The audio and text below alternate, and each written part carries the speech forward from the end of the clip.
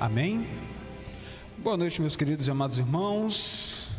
Que prazer, que privilégio estar com vocês nessa noite. Deixa eu convidá-los a abrirem vossas Bíblias. Nós utilizaremos dois textos. Eu quero convidá-los a abrir o primeiro texto, Josué, capítulo 24. Depois a gente vai um pouquinho mais adiante para o livro de Ruth. Josué, capítulo 24. Me pediram para falar com vocês nessa noite sobre família e trazer um pouco da perspectiva da missão da família. As nossas famílias podem ser uma poderosa bênção nas mãos do Senhor, se eu e você permitirmos. Amém? Localizou Josué 24? Deixa eu começar te contando uma história e em seguida a gente vai para o texto. Eu formei em teologia na FAAMA, Faculdade Adventista da Amazônia, no final de 2020, o ano da pandemia. Aquele ano, vocês sabem, se nos outros anos chamado para pastor estava difícil, aquele ano foi muito mais difícil ainda. E eu recebi um convite para compor a equipe de evangelismo em um determinado local. Não vou mencionar, até porque, como o sermão está sendo transmitido, não quero, de repente, causar algum prejuízo às pessoas. Eu recebi o convite para compor uma equipe de evangelismo de uma determinada associação e para lá eu fui. E trabalhei em várias cidades daquela associação, fazendo evangelismo, auxiliando o departamental. E em uma daquelas cidades, enquanto eu estava trabalhando, o pastor chegou para mim e falou assim: olha, Jair, aqui nessa cidade tem um irmão, um pastor de uma outra denominação, de uma igreja evangélica aqui da nossa cidade, que ele está tomando estudos bíblicos da igreja adventista e ele está quase tomando a decisão. Eu acho que seria legal você ir lá e fazer uma visita. Eu falei, claro, vamos sim. Eu lembro bem, isso era uma tarde de quinta-feira. Fomos eu e minha esposa, cheguei lá na casa dele, bati no portão, ele veio, nos atendeu.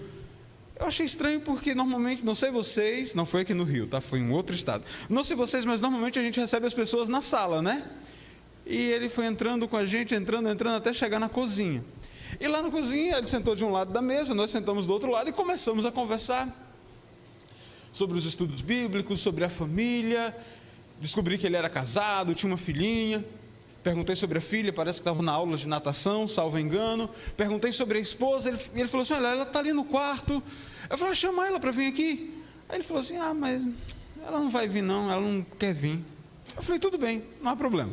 Continuamos conversando. Em determinado momento, perguntei novamente sobre a esposa, eu falei, chama ela para vir aqui. Aí ele falou, ela não vai vir, ela não vai querer vir. Eu tinha passado pela sala dele, estava ligado à TV Novo Tempo, sem ninguém assistindo, talvez ele estivesse assistindo antes de que nós chegássemos lá. Conversamos mais um pouquinho, eu falei para ele novamente, chama sua esposa. Ele falou assim, mas ela não vai vir. Eu falei, mas 3 vezes você está me dizendo isso, mas nenhuma vez você chamou ela? Chama ela, deixa eu ouvir dos lábios dela que ela não quer vir. Aí ele chamou, e sabe o que aconteceu? Ela veio de imediato e sentou ali na mesa junto conosco e começou a conversar. E a gente descobriu que aquela família estava faltando isso daqui para se divorciar. Na verdade, eles já estavam praticamente separados. Ela nos contou que planejava, se não naquele dia, mas nos dias seguintes, fazer as malas e ir para a casa da mãe dela. O casamento já não estava mais dando certo. Estava uma tragédia terrível. Naturalmente, você está visitando uma família para tentar ganhar aquela família para Jesus e descobre que o casamento está totalmente prejudicado, você busca ajudar, e foi isso que a gente fez. Eu olhei para ele e falei assim, pastor, amigo, o senhor já tentou salvar o seu casamento? Conhecendo ali um pouco da história dele, ele falou assim, olha, não me leve a mal, mas já veio aqui na minha casa pastor da sua igreja, já veio aqui na minha casa presidente da minha denominação, igreja lá a qual ele fazia parte, já veio o pastor fulano, ele saiu citando, e todo mundo tentou me ajudar, mas ninguém conseguiu. Não vai ser você, apontou para mim, que vai conseguir. Irmão, nessa hora fiquei um pouco ofendido com isso. Falei, que isso? Eu olhei assim bem para ele e falei algo que eu digo também para você, e talvez eu esteja falando nessa noite para alguém que passa também por uma dificuldade no seu relacionamento. A cabeceira da mesa estava vazia, eu falei assim, pastor, agora não me leve a mal o Senhor, mas se Jesus em pessoa descesse do céu e sentasse aqui, na cabeceira dessa mesa, ele ainda não solucionaria o problema do seu casamento. Ele fez a cara que você está fazendo aí, ele pensou o que você está pensando. Eu falei, sabe por quê, pastor? Porque ele não pode obrigar o Senhor. Ele não pode te forçar a tomar as decisões que o Senhor precisa tomar para restaurar a sua família, para conduzir a sua família para mais perto de Deus. Nós voltamos algumas outras vezes na casa daquela família e, pela misericórdia de Deus, eles não se separaram. Eles nunca tinham ido numa igreja adventista, já tomavam estudo bíblico há muito tempo. No período em que eu estive lá, ele não colocou o pé na igreja, mas a esposa e a filha passaram a frequentar a igreja e mantiveram-se ali dentro do casamento. Queridos, muitas famílias hoje estão passando por problemas. A sua talvez possa ser uma. E Deus deseja, em primeiro lugar, restaurar as nossas famílias e usá-las como, em segundo lugar, usá-las como um poderoso instrumento para restaurar outras famílias. Josué capítulo 24, acompanha comigo o verso de número 15. Amém? Localizou aí? Então agora eu queria pedir para que você fechasse seus olhos para a gente fazer uma breve oração antes de lermos e estudar o texto bíblico. Vamos orar? Pai querido, obrigado, Senhor, por ter a Tua palavra em nossas mãos nesse instante. Por favor, fale conosco nessa noite, nos oriente, ajude as nossas famílias e que a nossa família possa desfrutar de bênçãos dos altos céus e também que a nossa família seja um canal de bênçãos para todos aqueles que estão ao nosso redor. Te rogamos em nome de Jesus. Amém. Josué capítulo 24, verso número 15, Josué falou bem assim. Seu último discurso ao povo de Israel. Ele disse, mas se vocês não quiserem servir o Senhor, escolham hoje a quem vocês vão servir. Se aos deuses a quem serviam os pais de vocês, lá do outro lado do rio Eufrates, ou aos deuses dos amorreus, em cuja terra vocês estão habitando, morando agora, eu e a minha casa, disse Josué, serviremos ao Senhor. Queridos, quando Josué diz, eu e a minha casa serviremos ao Senhor, ele não estava falando das paredes da sua casa, ele estava falando da família. Casa aqui, a palavra utilizada no texto original para falar de casa é a família por extenso. Josué estava relatando que ele estava tomando a decisão de servir a Deus, de fazer a vontade de Deus. E essa decisão pessoal dele afetava toda a sua família. Sabe, às vezes a gente parece que não lembra disso, mas as nossas decisões individuais, elas afetam a nossa família. Você pode ser um canal de bênção para as outras pessoas. E deixa eu te contar uma história bíblica que nos mostra isso na prática. Ruth. Depois de Josué, você vai encontrar o livro de Juízes, e logo em seguida ao livro de Juízes, você vai encontrar o livro de Ruth. E eu quero te convidar a abrir Ruth capítulo 1, e a gente vai estudar esse capítulo, ou pelo menos uma boa parte dele, juntos nessa noite. Ruth capítulo 1. Vou esperar vocês localizarem.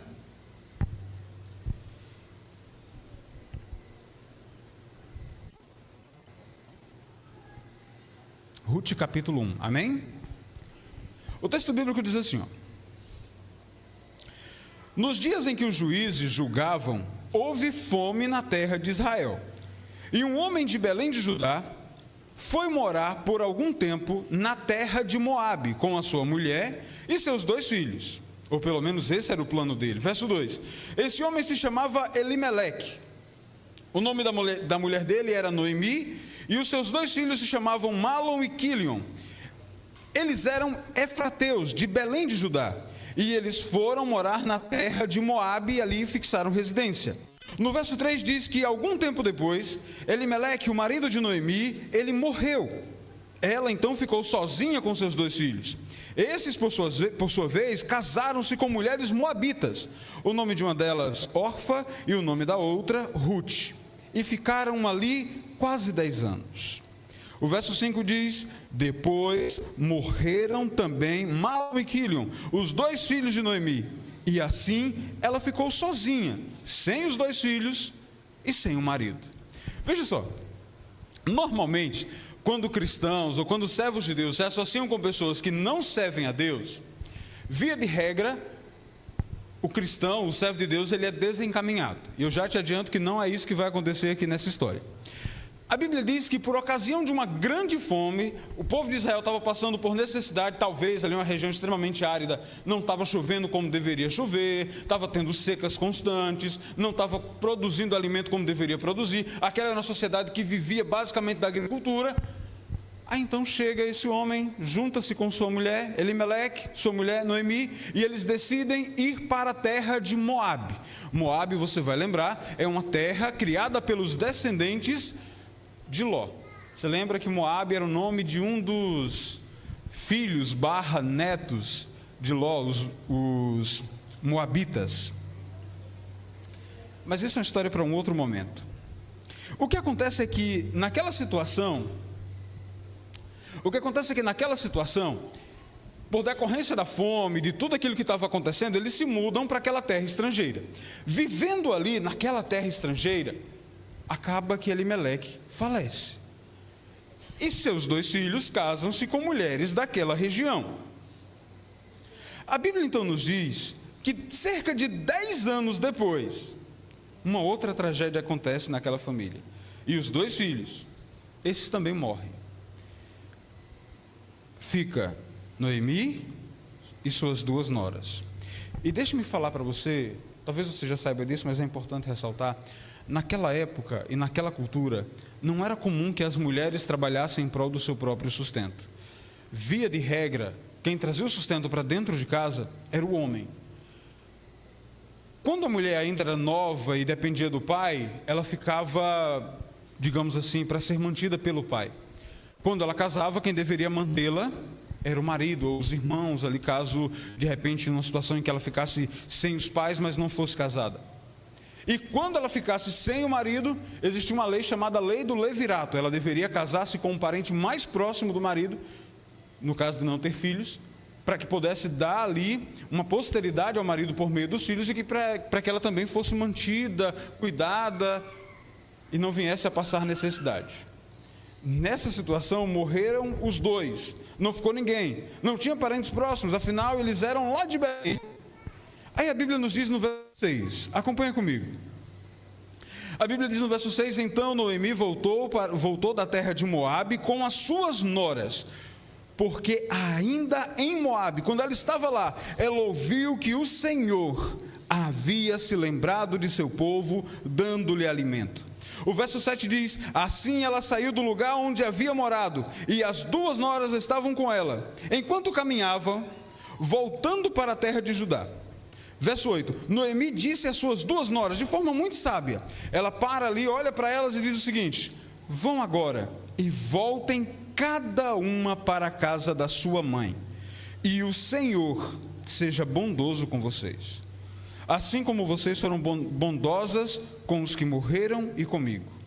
O Senhor faça com que vocês sejam felizes, cada uma na casa de seu novo marido, e deu um beijo em cada uma delas. Elas, porém, começaram a chorar alto e disseram, não, nós iremos com a senhora para junto do seu povo. Antes de ler o verso 11, eu preciso explicar esse texto aqui, porque o enredo é bem interessante. Queridos, aquelas 2 mulheres estavam tomando a decisão, inicialmente, de largar a sua terra, a sua cultura, a proximidade com a sua família, e ir para uma terra um pouco mais distante, uma outra cultura, ir para longe da sua família. E por que elas estavam fazendo isso? Inclusive havia com toda certeza a situação de que elas não teriam mantimentos, afinal de contas é isso que a gente vai já ler em seguida. Mas o que estava levando essas 2 mulheres a tomar essa decisão? O texto não fala de forma explícita, mas há de forma implícita algo nesse texto que nos chama a atenção. Observa, por exemplo, deixa eu ler com você novamente, o verso número 8. Na maioria das Bíblias de vocês, quando Noemi refere-se a Deus, no verso 8, aparece a palavra Senhor, escrita com letras maiúsculas. Confere, isso aparece na sua Bíblia? Por exemplo, aqui no telão, no texto que está aparecendo, você consegue ver a palavra Senhor toda escrita com letras maiúsculas. Não é todas as Bíblias que isso vai acontecer, apenas algumas delas, mas a grande maioria delas. Quando isso acontece, especialmente nas versões Almeida, é porque no texto original, ali estava o nome de Deus, Yahweh, uma pronúncia aportuguesada. E o que acontece, meus amados irmãos, é que naquela época e naquela cultura, as pessoas elas só conheciam o nome de Deus quando elas tinham um relacionamento profundo com Ele. Você vai observar, por exemplo, só para citar exemplos, quando a gente vai para Gênesis capítulo 14, não precisa abrir o texto, você já conhece, você vai ter lá em Gênesis 14, Abraão devolvendo o dízimo, entregando o dízimo a um homem chamado Melquisedeque. Ele era rei e sacerdote de Salém, e a Bíblia diz que aquele homem era um adorador do Deus Altíssimo, mas em momento nenhum usa essa expressão Senhor ali, naquela perícope, naquele texto. Melquisedeque conhecia Deus, mas não tão de perto. Deus não havia se revelado a ele tão de perto quanto havia se revelado a Abraão. Em vários outros textos da Bíblia a gente vai perceber isso também acontecendo. Aqui no texto de Ruth, a gente vai observar isso, e depois, mais adiante, a gente vai observar a própria Ruth mencionando o nome de Deus. O que deixa implícito que Ruth conhecia o Deus de Israel, que de alguma forma, e com toda certeza, foi por meio de Noemi, ela conheceu a respeito desse Deus, e ela estava tomando a decisão de segui-lo e servi-lo. E veja, o conhecimento sobre Deus foi tão impactante, tão profundo na vida dela, que ela estava tomando a decisão de deixar de lado a sua própria família, os seus próprios parentes, o possível conforto que ela teria, para viver uma vida errante, para passar necessidade, mas para fazer a vontade de Deus. A ida de Noemi e Elimeleque para aquela terra não foi uma maldição para a vida deles, foi uma bênção. Eles estavam fugindo da fome, mas foi uma bênção para as pessoas que ali residiam também, porque eles puderam dar testemunho do Deus vivo, eles puderam apresentar o Deus das Escrituras para aquele povo, o Deus de Israel. E a gente percebe pelo menos duas vidas sendo fortemente impactadas. E Noemi fala para elas: olha, vocês fiquem aqui. Mas elas choram, elas, para falar num bom português, elas batem o pé e falam: não, nós queremos ir com a senhora, nós queremos ir contigo.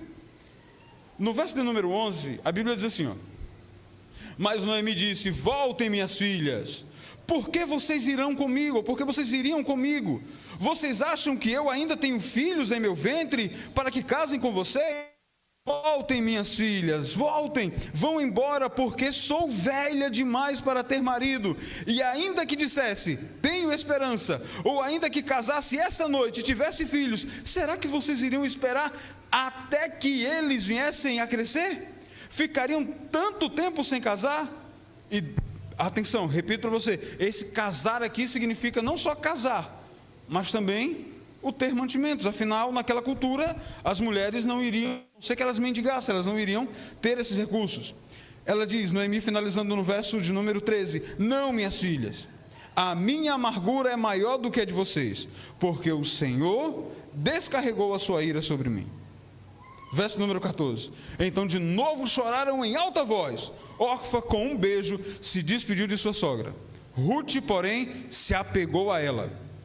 Verso de número 15: então Noemi disse: veja, a sua cunhada voltou para o seu povo e para os seus deuses, vá também você com ela. Verso 17: porém Ruth respondeu: não insista para que eu a deixe, nem me obrigues a não segui-la, porque aonde quer que você for, irei eu. Onde quer que pousares, ali pousarei eu. O seu povo é o meu povo, e o seu Deus é o meu Deus.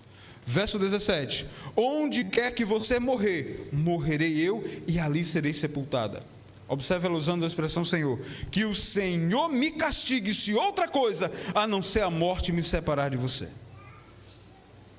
E no verso 18 diz que quando Noemi viu que Ruth estava mesmo decidida a acompanhá-la, deixou de insistir com ela.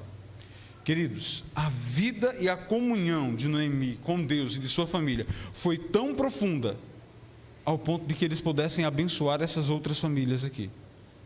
E uma jovem lá da região dos Moabitas, que talvez nunca de outra forma teria oportunidade de conhecer o Deus de Israel, conheceu sobre esse Deus e teve sua vida tão profundamente impactada, ao ponto de deixar para trás tudo que para ela seria bom e confortável, para viver em uma terra que não era sua.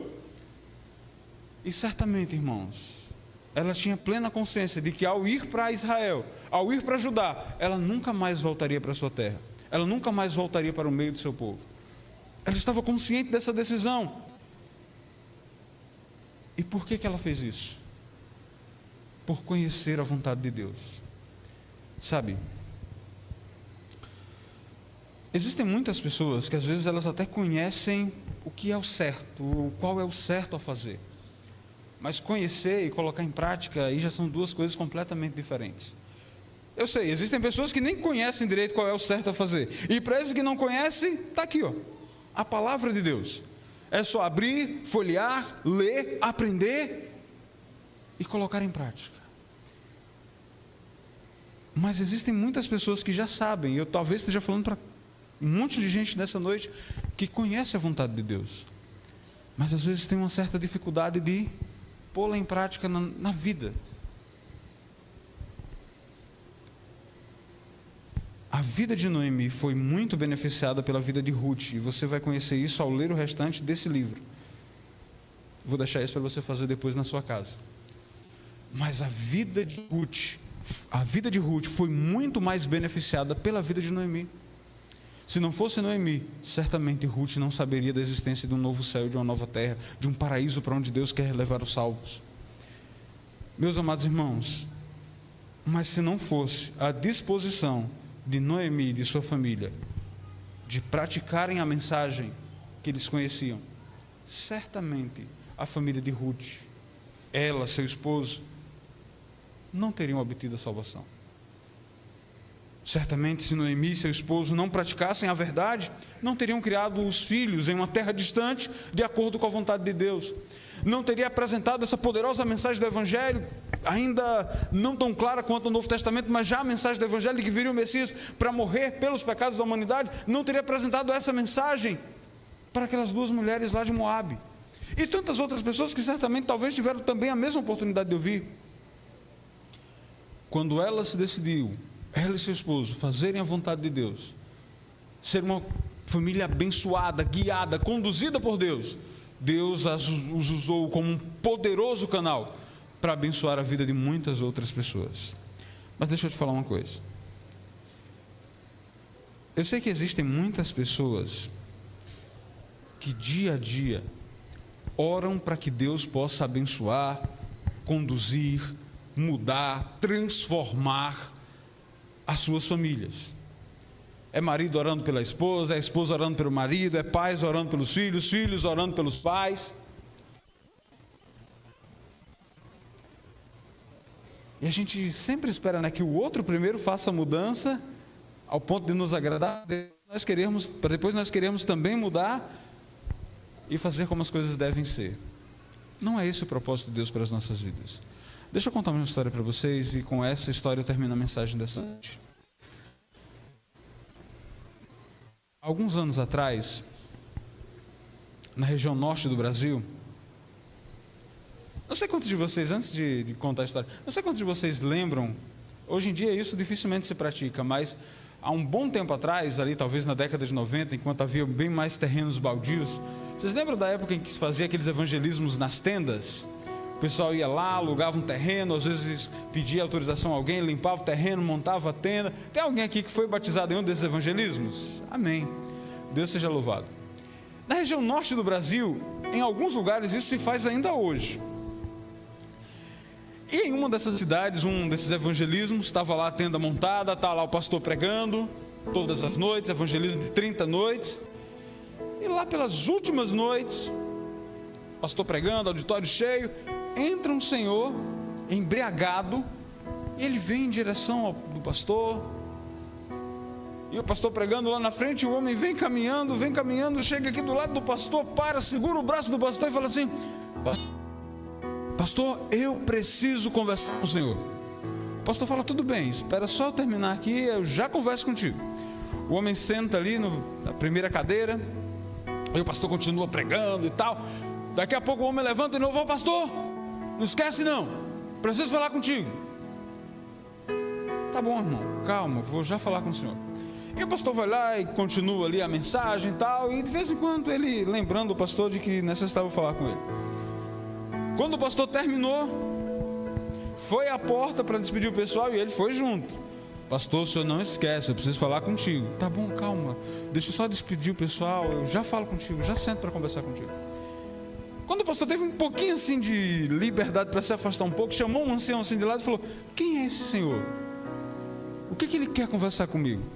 Aí o ancião falou assim: olha, quem é eu sei, o que ele quer eu não sei. Esse senhor, ele é professor aqui no colégio estadual. Ele dá aula aí pela manhã, à tarde. E ele era uma pessoa assim no passado muito respeitada. Só que hoje em dia, sabe, está nessa vida decadente, bebe muito, enfim, se entregou à bebida e a vida dele já não está como era antes.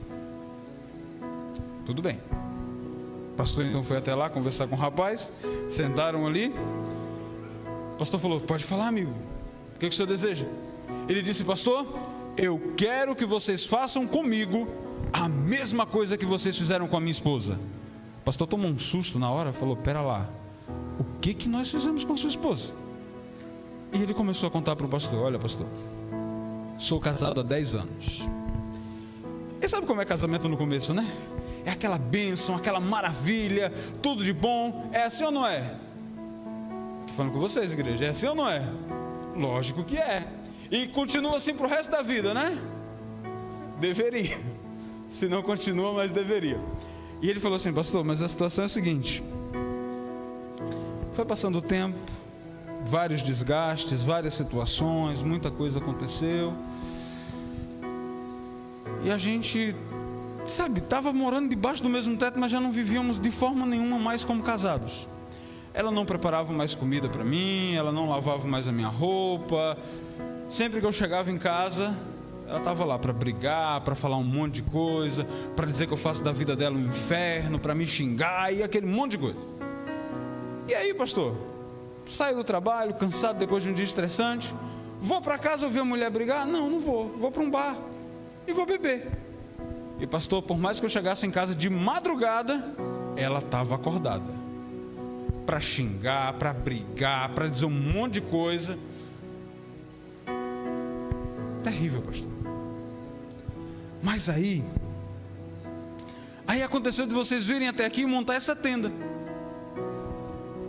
E ela, sem nada para fazer à noite, falou: eu vou lá. Ela veio o primeiro dia, gostou. Aí veio o segundo, gostou também, foi ficando. Aceitou a mensagem. E sabe o que aconteceu com ela? Ela foi batizada. Aí, pastor, tem um problema. O problema, pastor, é que eu continuo chegando em casa tarde. E ela continua, independente do horário que eu chegar, ela continua lá, acordada. Só que agora, quando eu chego em casa, ela não xinga, ela não fala nada, ela está lá acordada me esperando. Eu chego em casa, meu jantar está lá, preparado. Tem uma toalha, tem uma roupa limpa para que eu vista. Só que sabe, pastor, eu não consigo chegar em casa cedo. Eu tenho vergonha. Eu tenho vergonha porque ela conseguiu mudar, mas eu não. E eu vim aqui para pedir para vocês, por favor, façam comigo a mesma coisa que vocês fizeram com ela, porque eu preciso mudar. Queridos, ao invés de sair por aí esperando que a tua família se torne a melhor família do mundo, para que você seja feliz, permita que Deus possa transformar o seu coração e tornar você uma melhor esposa, um melhor marido, uma melhor mãe, um melhor filho. E quando isso acontecer, você será um canal de bênçãos, um instrumento de Deus para abençoar a sua família e tantas outras. E queridos, a missão não começa na casa do vizinho, a missão começa dentro da sua casa. O seu primeiro campo missionário é a sua família. A gente fala muito, da história de Noé, que pregou para um monte de gente, mas só salvou sua própria família. Mas o pior é que vai ter gente no céu que nem a própria família salvou. Exemplo bíblico, Ló. o seu primeiro campo missionário é a sua família. Meu apelo para você nessa noite é: permita que Deus possa transformar o seu coração, habitar no seu coração. Conheça Cristo Jesus mais de perto, de forma mais profunda. Permita que Ele possa mudar você. E quando Ele mudar você, moldar você, Ele vai te usar como um poderoso instrumento para transformar a sua família. Todo e qualquer problema tem jeito, tem solução. Mas Deus não quer começar a solução na vida do outro, porque o outro não está disponível. Deus quer começar a solução na sua vida. Mas para que Ele comece na sua vida, você precisa estar disponível. Você precisa estar disponível. Permita que Deus possa transformar você, solucionar o seu problema, mudar a sua família, para que você seja um canal de bênção para as outras famílias. Nesse momento, a irmã Bruna vai cantar mais um lindo louvor. Que esse louvor possa ser uma inspiração para você tomar a sua decisão de ser a bênção que a sua família precisa, para que a sua família também seja salva. E quem sabe muitas outras famílias, por meio da sua família, sejam também alcançadas para o reino de Cristo Jesus. Que Deus te abençoe, meu irmão.